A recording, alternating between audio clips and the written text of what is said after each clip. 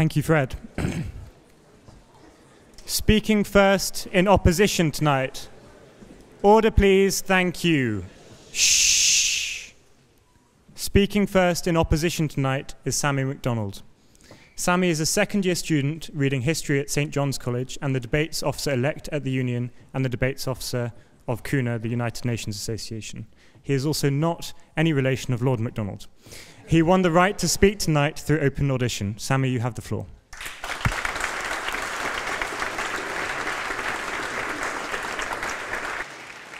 Thank you very much for having me back. I'm sure any veteran of the October race will be absolutely sick of seeing my face by now, but I reassure you, Madam Vice President, this is not going to trigger a fourth rerun, at least we hope. I'd want to, first of all, just start by paying tribute to the two speakers next to me. They are people of absolutely unimaginable bravery in ways I cannot comprehend, and I'm sure that the proposition cannot comprehend. They have fought for the values of truth, of freedom, and of freedom of religion when it was not convenient and when it was not easy, and they deserve to be profoundly applauded and supported.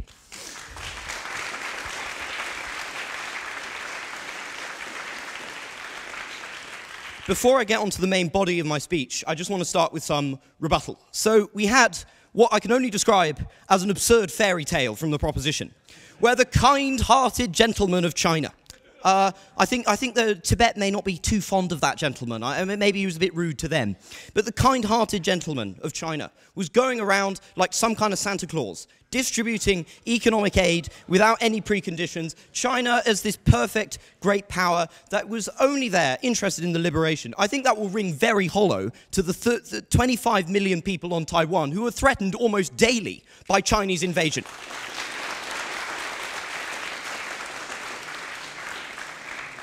In my belief, you cannot make this distinction between the internal and the external. The tears of Tibetans, the tears of Chinese citizens who rot in jail for opposing their government says something fundamental about how China wants to remake the world. Great powers remake the world in their image. For good or ill, we've been remade in the image of the United States. The United Kingdom has remade the world, and China will too. And I do not want the world remade in an image of tyranny. I want to just start by saying that I am profoundly grateful for this opportunity to speak here, but I'm in no way complacent about it. It's bearing in mind that I'm in one of the oldest democracies in the world, and thousands lie in jail for speaking what I'm about to speak. I am fully aware of that. And it's considering the acknowledgement of the fragility of this freedom, the profound crisis of democracy, that I turn to the threat that the CCP poses today. The Chinese Communist Party, which has taken power from the people of China and given it to a narrow band of oligarchic elites, seeks to consciously, actively, and radically reshape the world order in a tyrannical image.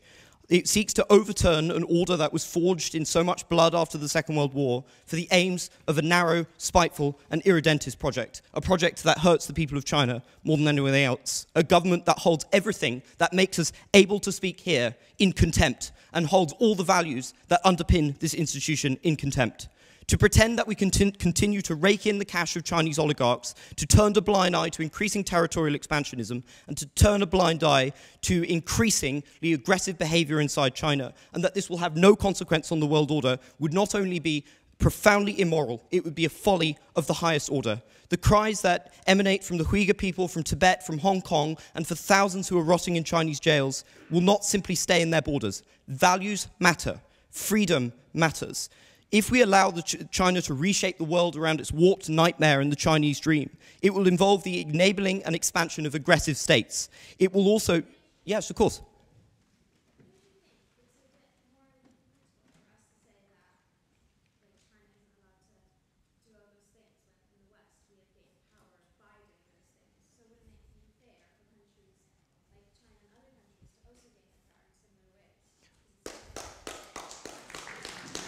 No. No. I oppose imperialism. I don't care if it's Chinese. I don't care if it's American. I don't care if it's British. I oppose imperialism. I oppose...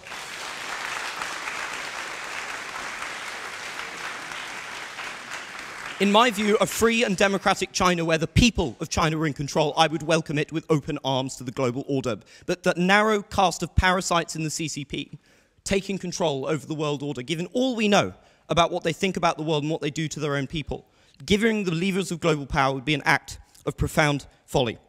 Fear is a strong word, And I'm not advocating that we sink into pessimism, despair, xenophobia, or wallow in terror ungoverned by reason. I'm not advocating either to stop dialogue.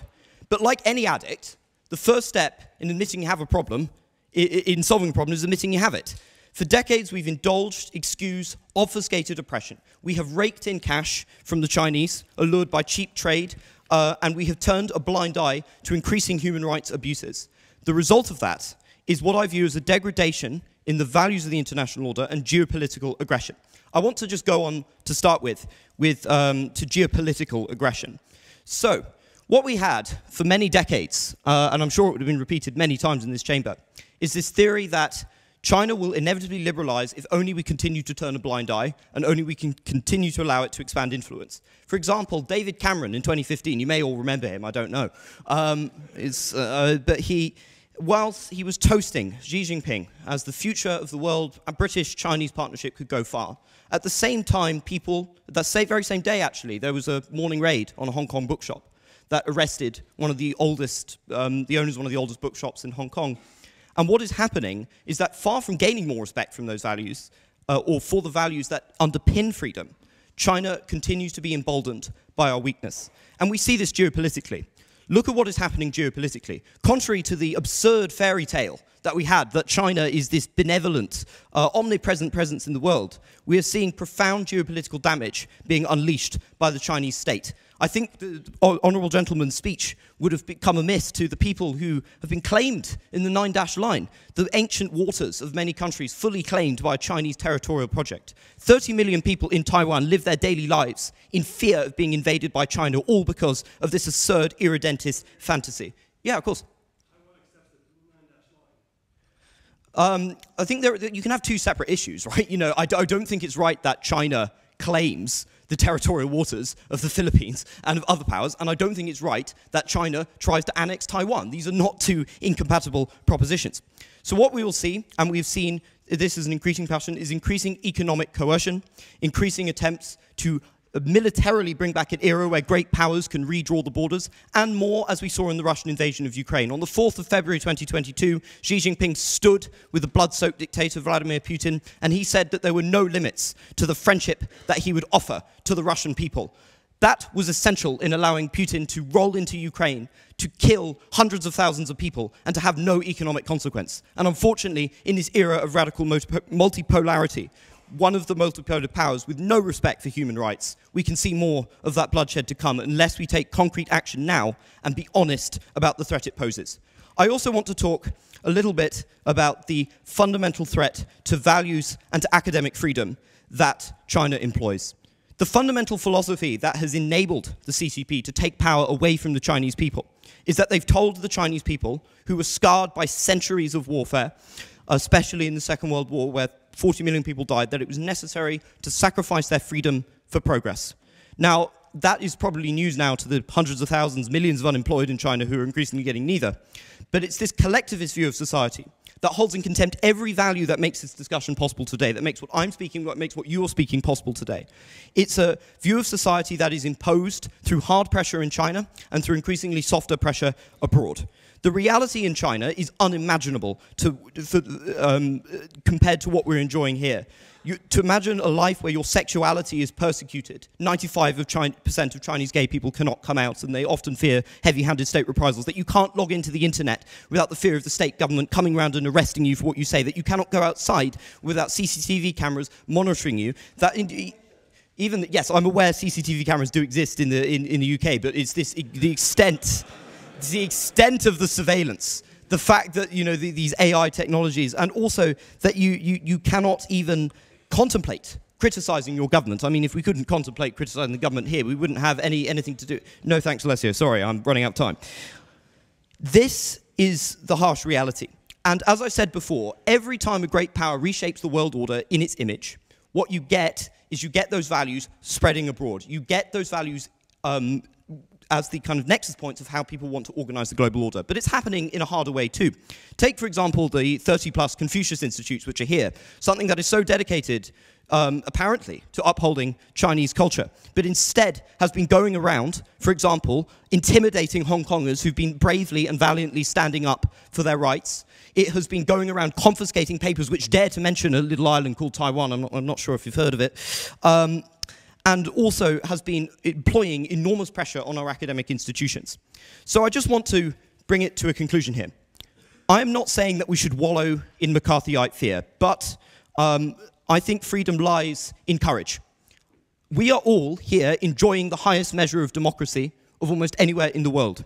To defend the world order which we seek to uphold and cherish, one where we can express ourselves freely, where we can love who we choose and practice whatever religion we choose, we need to know that freedom does not stop in the borders of the United Kingdom. Freedom is global and must be defended globally. We must make sure to put a territorial halt to the ambitions of China, to stand with nations intimidated by Chinese aggression. And we must take heart that the values that we believe in, and I believe one day can come to China, the values of freedom, of speech, of expression, of assembly, of religion, are the right values. And we must fear those who hold them in contempt, and we must embrace those who have fought to preserve them. Thank you very much.